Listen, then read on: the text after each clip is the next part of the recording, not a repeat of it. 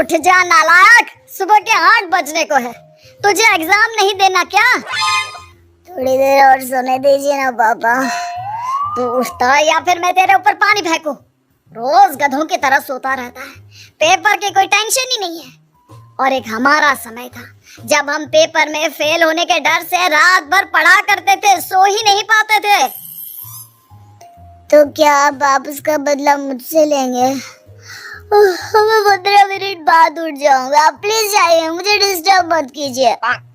इतना कहकर रौनक रजाई ढककर फिर से सो जाता है। तू ऐसा नहीं मानेगा, रुक मैं अभी पानी लेकर आता हूँ। बस फिर क्या था, इतना कहकर वो भागते हुए बाथरूम में जाते हैं और पानी की एक बड़ी सी बाल्टी लाकर रौनक के ऊपर फेंक देते हैं। पानी पड़ते ही रौनक झट से उठ जाता है। ये आपने क्या किया पापा? अब तो उठेगा नहीं तो यही करना पड़ेगा ना। वैसे थैंक्स डैड, आपके कारण ना अब मुझे नहाने की भी जरूरत नहीं पड़ेगी। चलिए अब आप माँ से बोलकर मेरे कपड़े निकलवा दीजिए, तब तक मैं ब्रश कर लेता हूँ। वैसे कल ना आप एक काम और करना, नहलाने के साथ साथ मुझे ब्रश भी करवा देना। ये ब्रश करने में ना मुझे बहुत आलस आता है। रौनक की बातों से अरविंद का मुंह खुला का खुला रह जाता है। वो अपनी पत्नी कमला के पास जाता है और रौनक की हरकतों के बारे में बताता है, जिसे सुन उसकी पत्नी हंसने लगती है। तुम अपने बेटे को समझाने के बजाय हंस रही हो। रौनक बच्चा है, धीरे धीरे सुधर जाएगा, आप क्यों उसके पीछे पड़े रहते हो? अभी नहीं सुधरेगा तो कब सुधरेगा? 10वीं क्लास में है रौनक, वो अब कोई बच्चा नहीं रहा। अरविंद की इतना बोलते ही वहाँ रौनक भी आ जाता है। क्या डैड, मैंने आपको एक काम दिया था, वो भी नहीं हुआ आपसे। अरे क्या हुआ बेटा? माँ, मैंने डैड से बोला था कि वो आपको बोलकर मेरे स्कूल की यूनिफॉर्म निकाल दे, लेकिन मेरे पीछे पड़ने के अलावा इनसे एक काम ढंग से नहीं होता। देख रही हो कमला, देख रही हो अपने लाडले को? अरे आप चुप रहिए जी। चलो बेटा, मैं तुम्हें कपड़े निकाल कर दे देती हूँ बस। ऐसे ही साल पर साल बीतते जाते हैं, लेकिन रौनक के रवैये में कोई बदलाव नहीं आता। वो पहले से भी ज्यादा आलसी और पूरी तरह अपने माता पिता पर निर्भर हो जाता है। 2 साल बाद पता नहीं कहाँ गायब रहता है पूरे दिन, अब तक तो आ जाना चाहिए था। अरे आप इतनी फिक्र क्यों कर रहे हैं उसकी? दोस्तों के साथ खेल रहा होगा, आ जाएगा अभी। ये कोई टाइम है खेलने का? 10 बजने वाले हैं, इतनी रात में कौन खेलता है? कमला कुछ कहती उससे पहले ही रौनक वहाँ आ जाता है। मम्मी जल्दी से खाना लगा दो, बहुत भूख लग रही है। तुम्हें तब तक खाना नहीं मिलेगा जब तक तुम बता नहीं देते कि इतनी रात गए कहाँ से आ रहे हो। ओह प्लीज डैड, अब आप एसी पे प्रद्युमन बनकर मेरे सर पर बंदूक लेकर मत बैठ जाना। अपनी फालतू की बकवास बंद कर और बता कहाँ से आ रहा है। माँ अब समझाइए ना डैड को। बता देना बेटा, इनको भी तसल्ली हो जाएगी। आप बोल रही हैं तो बता देता हूँ, मैं दोस्तों के साथ मूवी देखने गया था, इसलिए देर हो गई। तो इन सब चीजों में मेरे पैसे उड़ाता है? कभी 1 रुपया कमाने के बारे में सोचा है तूने?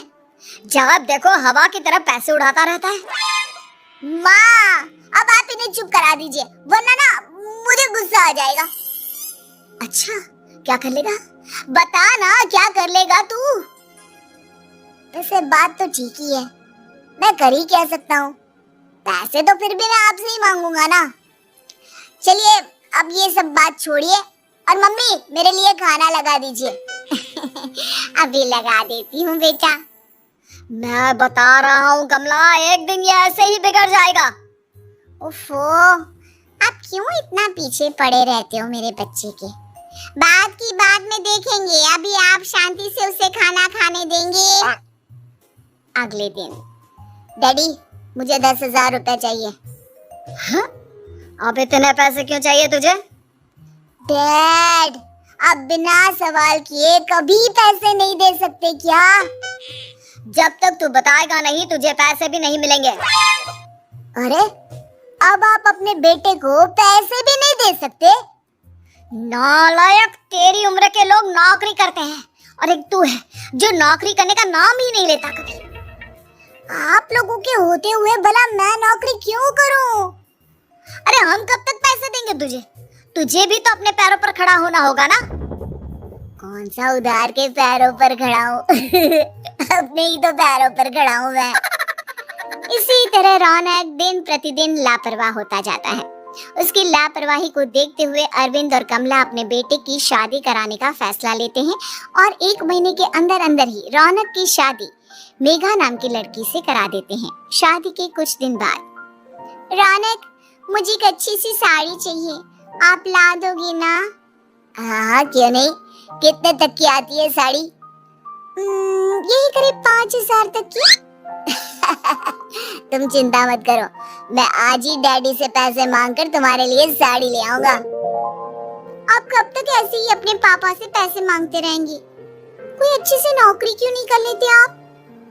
अरे डैड के होते हुए मुझे नौकरी करने की जरूरत ही क्या है? पर आप ऐसे कब तक उनसे पैसे मांगते रहेंगे? कुछ आपको अपने दम पर भी तो करना होगा ना। अब तुम भी बाकी लोगों की तरह मुझे ज्ञान देना शुरू मत कर देना। साड़ी चाहिए ना तुम्हें, मिल जाएगी बस। इतना कहकर रौनक अपने पिता से पैसे मांगने चला जाता है। डैडी मुझे 5,000 रुपया चाहिए। अब 5,000 क्यों चाहिए तुझे? वो मेघा को साड़ी चाहिए थी। अरविंद आगे बिना कुछ कहे चुपचाप उसे पैसे निकाल कर दे देता है। कुछ दिन बाद, तुम्हें नहीं लगता कमला, रौनक हम पर पहले से भी ज्यादा डिपेंड हो गया है? मुझे तो अब उसके भविष्य की चिंता होने लगी है। कल को हमें कुछ हो गया तो वो क्या करेगा? काश तुमने पहले ये सोच लिया होता तो आज हमारा बेटा इतना लापरवाह नहीं होता। तब मुझे कहाँ पता था कि मेरा लाड प्यार उसे इतना बिगाड़ देगा कि वो इस हद तक लापरवाह बन जाएगा। कोई बात नहीं, अभी भी देर नहीं हुई। मुझे पता है उसे कैसे सुधारा जा सकता है। कैसे? अरविंद कुछ कहता उससे पहले रौनक वहां आ जाता है और पैसों के लिए हाथ फैलाने लगता है। डैड, मैं और मेघा बाहर घूमने जाना चाहते हैं। अरे वाह, ये आज सूरज कहाँ से निकला है? Dad please. अच्छा चलो अब मुद्दे की बात करो। मुझे अब 25,000 चाहिए। अब तुम्हें 1 रुपया भी नहीं मिलने वाला। अगर तुम्हें पैसों की इतनी ही जरूरत है तो कोई ढंग की नौकरी कर लो। मम्मी आप कुछ कहिए ना डैड को। बेटा वो गलत क्या बोल रहे हैं? ये सब हम तेरे भले के लिए ही तो कर रहे हैं। मम्मा मैंने बताया ना आपको, मुझे नहीं करनी कोई जॉब वॉब। तो ठीक है, निकल जाओ हमारे घर से। तुम्हारे जैसे लोगों के लिए मैंने ये घर खड़ा नहीं किया है। जितना ये घर आपका है ना उतना ही मेरा भी है। मैं कहीं नहीं जाने वाला। जाना तो पड़ेगा ही तुझे, क्योंकि अब मैं तेरा कोई भी खर्चा नहीं उठाने वाला। ठीक है, मत उठाइए मेरा खर्चा, मैं अपने दम पर भी जी सकता हूँ। तो बेशर्मों की तरह अब तक यहाँ क्यों खड़ा है? अपना सामान ले और निकल जाए यहाँ से। रौनक पैर पटकते हुए वहां से चला जाता है। घर से निकालना जरूरी है क्या उसे? बिना पैसों के कौन रखेगा उसे किराए पर? अगर उसका भविष्य सुधारना है तो हमें अपने दिल पर पत्थर रखकर ये कदम उठाना ही होगा। दोनों बात कर रहे होते हैं कि रौनक अपनी पत्नी के साथ एक बड़ा सा बैग लेकर घर से निकल जाता है, लेकिन घर से बाहर उसे कोई भी मुफ्त में अपने घर किराए पर नहीं रखता। अंत में थक हार कर वो फिर से अपने घर चला जाता है। क्या हुआ? थोड़ी देर पहले तो दहाड़ते हुए घर से निकला था, अब क्या हुआ? नहीं रखा ना किसी ने तुझे किराए पर? डैड प्लीज, मैं कुछ दिनों में कोई अच्छी सी नौकरी शुरू कर दूंगा। आप तब तक तो हमें रख लीजिए प्लीज। सुबह से रात हो चुकी है लेकिन कोई हमें रखने को राजी नहीं है। अब आप ही बताइए, इतनी रात को मैं मेघा को लेकर कहाँ जाऊंगा? ठीक है, बहू की वजह से मैं तुझे घर पर रख रहा हूँ, लेकिन तू इस घर में एक बेटे की नहीं बल्कि एक किराएदार की हैसियत से रहेगा। 3 महीने है तेरे पास। इन 3 महीनों के अंदर अंदर मुझे तेरी पहली तनख्वाह हाथ में चाहिए, समझ गया? पक्का डैड, इन 3 महीनों के अंदर अंदर तो कोई बढ़िया सी नौकरी ढूंढ ही लूंगा मैं। ऐसे ही धीरे धीरे समय बीतने लगता है और अरविंद के दिए 3 महीनों में से 2 महीने बीत चुके होते हैं। पापा जी ने हमें 3 महीने दिए थे, जिसमें से 2 महीने तो बीत चुके हैं। अब ये आखिरी महीना बचा है। अरे तुम चिंता मत करो, आज मेरा ना 2 जगह इंटरव्यू है, दोनों में से कहीं ना कहीं तो जॉब लगी जाएगी। अच्छा, all the best. Raunak interview के लिए निकल जाता है, जिसके बाद शाम में रौनक घर आता है। कैसा गया इंटरव्यू? आपकी नौकरी लगी या नहीं? अरे पहले सांस तो ले लेने दो अच्छे से। बताइए ना, मुझसे तो जरा भी इंतजार नहीं हो रहा है। वो दरअसल बात यह है कि मेरी नौकरी तो लग चुकी है, लेकिन पैसे बहुत कम है। कितने पैसे हैं? 15,000। इतने में अरविंद और कमला मिठाई का डिब्बा लेकर आ जाते हैं। बधाई हो बेटा। हम जानते थे तेरी जॉब जरूर लगेगी, लेकिन मेरी सैलरी बहुत कम है मम्मा। कम है तो क्या हुआ, धीरे धीरे बढ़ जाएगी। हाँ बेटा, हम तो बस चाहते थे कि तू अपने पैरों पर खड़ा हो जाए।